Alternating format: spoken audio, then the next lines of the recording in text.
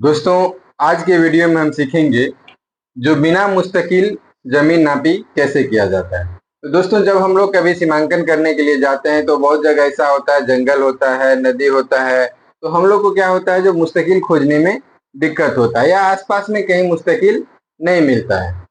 तो आज हम यही जानेंगे जो बिना मुस्तकिल का हम नापी कैसे करें। तो इसके बारे में आज हम पूरा बृहद चर्चा करेंगे। दोस्तों, इसके बारे में हम बहुत सारे वीडियो पहले भी बना चुके हैं, लेकिन फिर आज एक और वीडियो बना रहे हैं ताकि आप लोग को और थोड़ा हेल्प मिल जाए। तो दोस्तों, आपसे रिक्वेस्ट है, जो वीडियो को स्किप करके मत देखिएगा, वीडियो को पूरा देखिएगा और इस वीडियो के डिस्क्रिप्शन में जो भी सोशल मीडिया का लिंक दिया हुआ है उस लिंक को फॉलो या ज्वाइन जरूर कर लीजिएगा, क्योंकि वहां से भी बहुत सारा आपको जमीन संबंधित छोटा मोटा ज्ञान हमेशा मिलता रहेगा।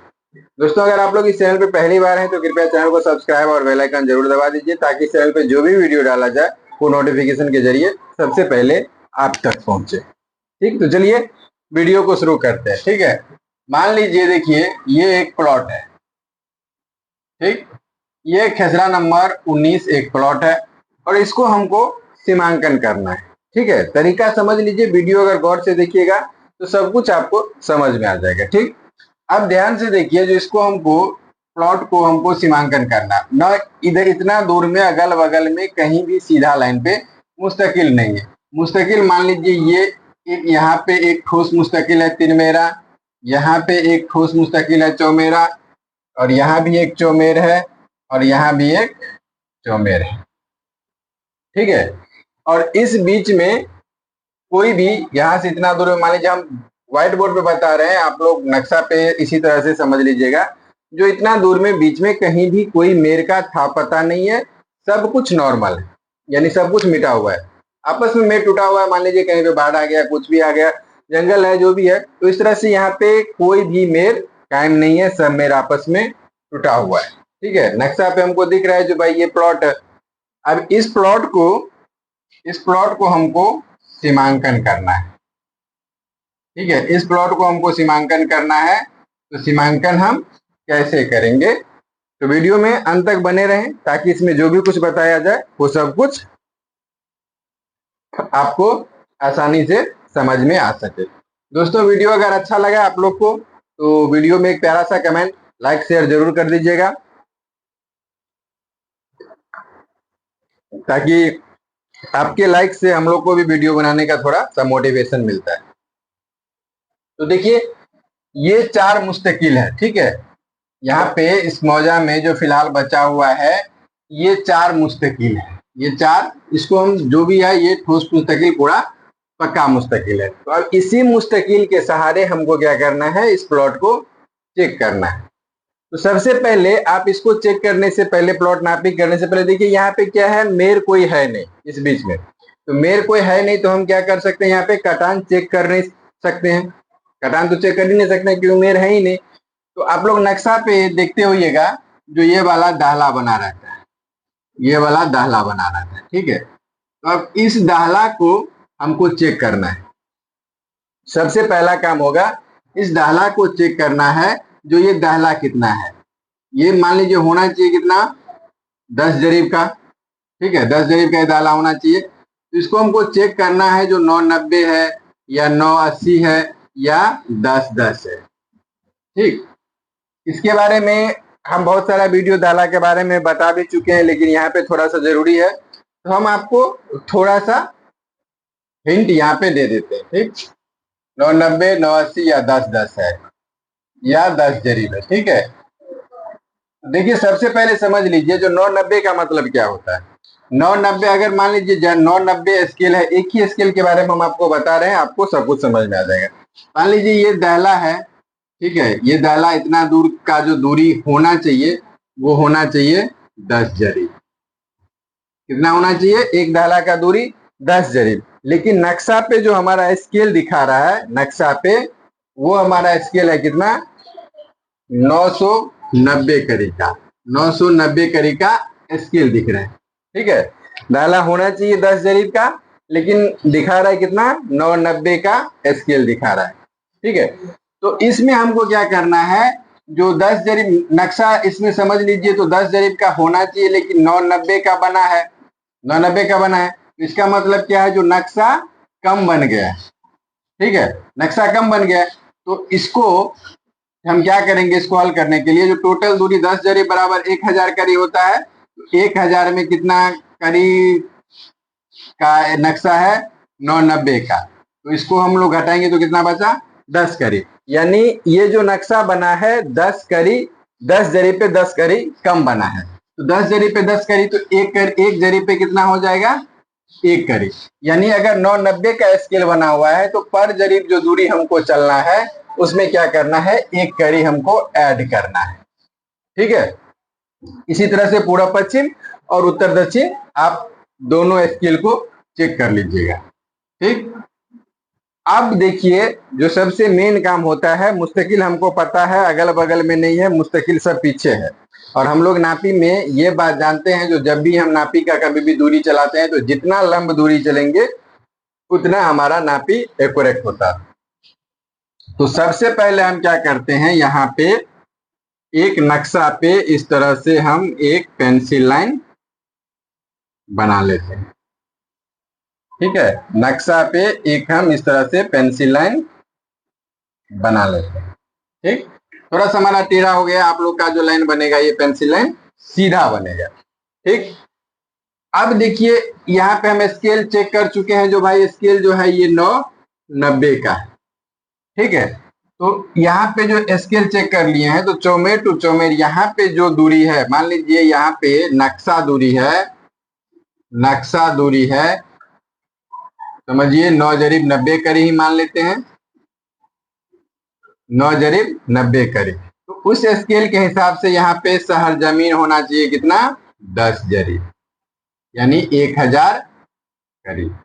अगर ये सही है, ठीक है, अगर आपका स्केल सही होगा, नक्शा का स्केल सही होगा, तो ये जो 990 स्केल पकड़ा है तो इसका मतलब शहर जमीन यहाँ पे 10 जरीब पूरा हो जाएगा, ठीक।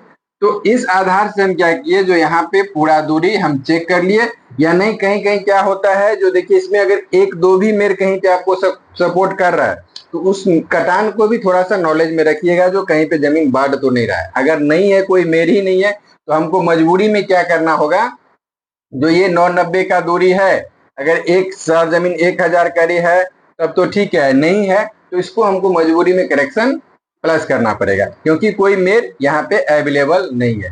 लेकिन फिलहाल हम लोग क्या करेंगे, जो जितना दूरी है इसको नोट करके हम इतना चलेंगे। इसका हम एक और तरीका आपको बता रहे हैं ताकि ये भी आपको सपोर्ट कर दे, ठीक। अब जब ये वाला हो गया तब हमको क्या करना है, उत्तर दक्षिण का भी स्केल हमको चेक करना है, और इस तरह से इस चौमेर पे भी एक लाइन बना देना है। अब एक चीज यहाँ पे हम छूट गए, बताना भूल गए आप लोग को, जो देखिए नक्शा पे तो हम नक्शा पे तो हम लाइन बना दिए, ये जो हम लाइन बनाए ये नक्शा पे तो हम लाइन बना दिए, ठीक है। अब हमको इसी तरह से क्या करना है, शहर जमीन पे लाइन बनाना है, ठीक। शहर जमीन पे लाइन बनाने के लिए हमको क्या करना होगा, जो भाई पहले एक इस पे और इस पे दोनों पे झंडा खड़ा कर दीजिए। अगर दिख रहा है तो यहाँ पे आप आदमी खड़ा करके भी कर सकते हैं, और नहीं दिख रहा है तो यहाँ से आप दोनों पे झंडा खड़ा कर दीजिए। झंडा खड़ा करते वक्त एक चीज हमेशा ध्यान रखिए, जो जैसे हम मान लीजिए झंडा यहाँ पे खड़ा कर रहे हैं, ये झंडा हम यहाँ पे गा रहे हैं, तो जहां पे हमारा झंडा का ऊपरी भाग है जड़ वहीं पे होना चाहिए। झंडा यानी जो भी दे रहा हो टेढ़ा मेढ़ा नहीं होना चाहिए, क्योंकि लाइन बनाते वक्त ये अगर आपका टेढ़ा होगा तो लाइन आपका टेढ़ा बना देगा। तो अभी हम लोग झंडा गाड़ते हैं तो क्या करते हैं, बांस ज्यादातर हम बांस का यूज करते हैं, और बांस क्या होता है, ज्यादा सीधा नहीं होता है। तो इसके लिए हम क्या करेंगे, जो यहाँ पे झंडा के पास जो ऊपर झंडा दिखता रहता है, यहाँ से एक रस्सी लटका देंगे और यहाँ पे किसी कोई भारी चीज हम बांध देंगे, और इस हिसाब से हमको गाड़ना है बांस को या झंडा को, जो ये वाला जो भारी चीज को हम दिए हैं ये जड़ में आके सट जाना चाहिए, ठीक। उसके बाद अगर यहाँ पे लाइन नहीं दिख रहा है तो कहीं ऐसा बीच में जगह होगा, मान लीजिए यहाँ या यहाँ दो आदमी व्यक्ति खड़ा हो जाइए, यहाँ से आपको ये दिखेगा और यहाँ से इनको ये दिखेगा।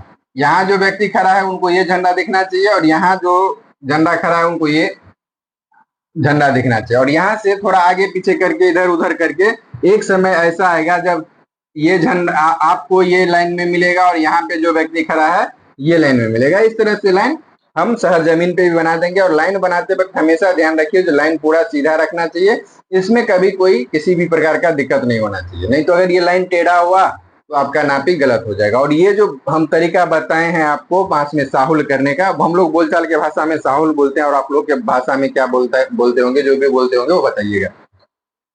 ठीक है, तो ये लाइन पूरा परफेक्ट इस तरह से होना चाहिए। इसी तरह से आपको क्या करना है, जो चारों तरफ ये जो हम बाउंड्री पूरा किए हैं ये वाला, ये चारों तरफ हमको इसी तरह से नक्शा पे पेंसिल लाइन बनाते। देखिए हमारा लाइन थोड़ा टेढ़ा हो रहा है क्योंकि स्केल छोटा है। आप लोग इसको कोशिश कीजिएगा जो ये लाइन पूरा सीधा बने। ठीक है, ये लाइन पूरा सीधा बनना चाहिए, इस नक्शा पे भी ये पूरा लाइन सीधा बनना चाहिए। तो इस तरह से क्या किए, जो हम चारों मेर हम नोट कर लिए यहाँ से। अब सब दूरी हम यहाँ से चारों जो भी दूरी नक्शा है ये सबको, जितना नक्शा जितना शहर जमीन है वो हम नोट कर लिए। अब इस तरह से जो जितना जो भी करेक्शन हमको बैठ रहा है, ठीक है, अगर नक्शा पे मिल रहा है 990 का है तो सही है, नक्शा पे 990 का मिल गया है तब तो कोई दिक्कत ही नहीं। अगर इससे मान लीजिए थोड़ा सा ज्यादा है, बढ़ रहा है, घट रहा है, तब हमको अब इस स्थिति में क्या करना है, जो भाई बीच में तो कोई मेर हमको अवेलेबल है ही नहीं। ठीक है, अगर कटान हो यहाँ पे 1 2 3 कटान, इस तरह से मान लीजिए कोई कटान बचा हुआ हो तो इस कटान से आप अंदाजा लगा सकते हैं जो हमारे प्लॉट का कटान कितना, करेक्शन कितना सेट कर रहा है। अगर अन्यथा नहीं कर रहा है, कोई मेर यहाँ पे अवेलेबल है ही नहीं, खाली 2 मौजूद है या नक्शा दूरी पे भी दोनों कैम है, तब आपको क्या करना है, जितना दूरी बढ़ेगा उस सबको करेक्शन के हिसाब से उस दूरी को सेट कर लेना है। ठीक, क्लियर है। पहले कोशिश करना है जो हम नक्शा का स्केल का उपयोग करें और स्केल का ही यूज करके हम आगे बढ़े। अगर पीछे भी मेर है कोई, यहाँ से मान लीजिए पीछे भी मेर बचा हुआ है, तो इसको भी आप लोग कटान चेक कर लीजिएगा, क्योंकि कटान जो चेक करना होता है ना, ये बहुत चीज हमको नापी में बहुत चीज हेल्प करता है। जो किस दहला का जमीन है, किस दहला में जमीन बढ़ा है, किस में घटा है, ये सब चीज हमको क्या करेगा, आपको कटान बता देता है। तो ये तरीका आप समझ गए पूरा। हालांकि जो यहाँ पे जितना हम लोग जितना जानते हैं, जितना अनुभव है, तो ज्यादा से ज्यादा एक आध करे का अंतर रहता है। जो नक्शा का स्केल दिया हुआ रहता है उसी स्केल पे जाके सेट हो जाता है। ठीक है, तो अब देखिए यहाँ से तो पूरा हम लाइन बना लिए, नापी भी कर लिए। अब हमको क्या करना है, सिंपल सी बात है, जो यहाँ से एक बार इस मेर के सीध में एक तो यहाँ पे इस लाइन को कट कर लेना है। इस लाइन को एक बार इसके सीधा में एक लाइन को हमको एक लाइन पे हमको कट कर देना है। ठीक है, अब देखिए अब यहाँ से यहाँ तक हमको नक्शा का दूरी जो भी होगा गुनिया लगाना होगा। ये गुनिया लगा के इस दूरी पे एक हम खुट्टी गाड़ देंगे। फिर इसी तरह से इस प्लॉट को भी इस तरह, इस मेर को भी सीधा करके यहाँ पे चिन्ह दे देंगे।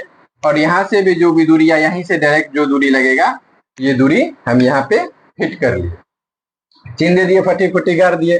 अब क्या करना है, जो यहाँ से एक दूरी ये हमको नक्शा पे चला देना है, जितना नक्शा मांग रहा है। अब एक दूरी ये हमको नक्शा पे चला देना है। ठीक इस प्रकार हमको जिस तरह से यहाँ लाइन बनाए हैं उसी तरह से इस लाइन को भी कंप्लीट करके यहाँ से 2 चिन्ह ले लेना है इस तरह से।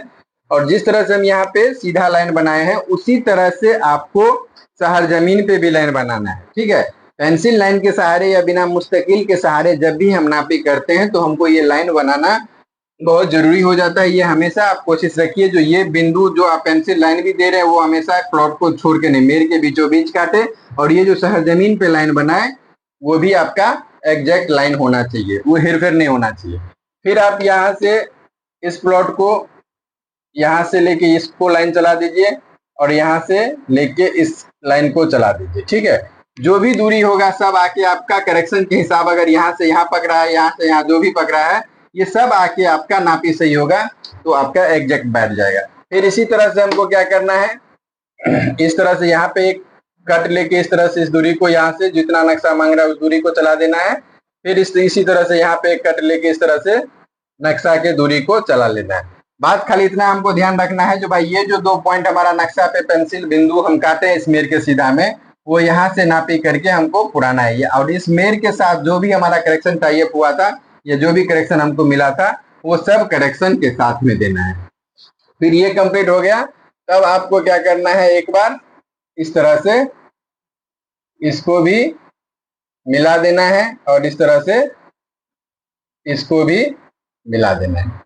फिर यहाँ से जो यही प्रक्रिया अपनाना है, जो दूरी मांगेगा वो दूरी काट के दे देना है और जितना नक्शा मांग रहा है उतना दूरी दे देना है। अब ये सब जो प्रक्रिया हो गया, तब आपको एक चेक लाइन किसी भी तरह से जो भी करेक्शन आपका सेट हुआ है या जो भी हुआ है, एक चेक लाइन आप इस तरह से इसको भी चेक लाइन चेक कर लीजिए। यहाँ से ये भी अगर सही हो जाता है, एक इधर से चेक कर लीजिए और एक इधर से कहीं से भी एक इस लाइन को चेक कर लीजिए। ये अगर आपका सब नापी सही होगा तो ये जो दूरी होगा ये ज्यादा से ज्यादा अंतर करेगा तो 1 आध गरे का अंतर करेगा, उसको नजरअंदाज करना है। लेकिन अगर आपका करेक्शन फिट होगा, सब कुछ फिट होगा, तो ये सब दूरी आपका एग्जैक्ट मिल जाएगा।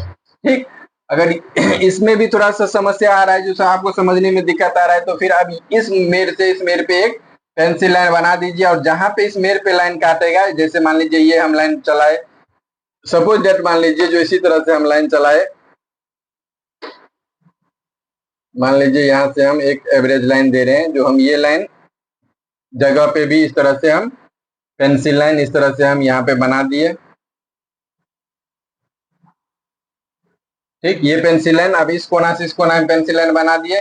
देख रहे हैं ये प्लॉट का दूरी यहाँ पे आके काट रहा है, तो ये जो दूरी यहाँ से पलट के होगा या यहाँ से जो भी पलट के होगा, ये सब दूरी या यहाँ से ये जो पलट के होगा, ये सब दूरी आपका मिल जाएगा। तो इसी आधार पे आप जमीन का जो करेक्शन जितना है, स्केल है, उसको भी आप लोग अगर ढंग से चेक कीजिएगा तो हो जाएगा। तो दोस्तों हम आशा करते हैं जो आप लोग जहाँ पे मुस्तकिल नहीं मिले, इस तरीका को यूज करके आप लोग नापी कर सकते हैं। और इस नापी को हम लोग पेंसिल लाइन के सहारे नापी कैसे करते हैं ये भी बोलते हैं। पेंसिल लाइन के सहारे नापी होता है और पेंसिल लाइन का जो नापी होता है वो एकदम परफेक्ट होता है, क्योंकि जब नक्शा का निर्माण हुआ है वो भी लाइन से ही नक्शा का निर्माण हुआ है।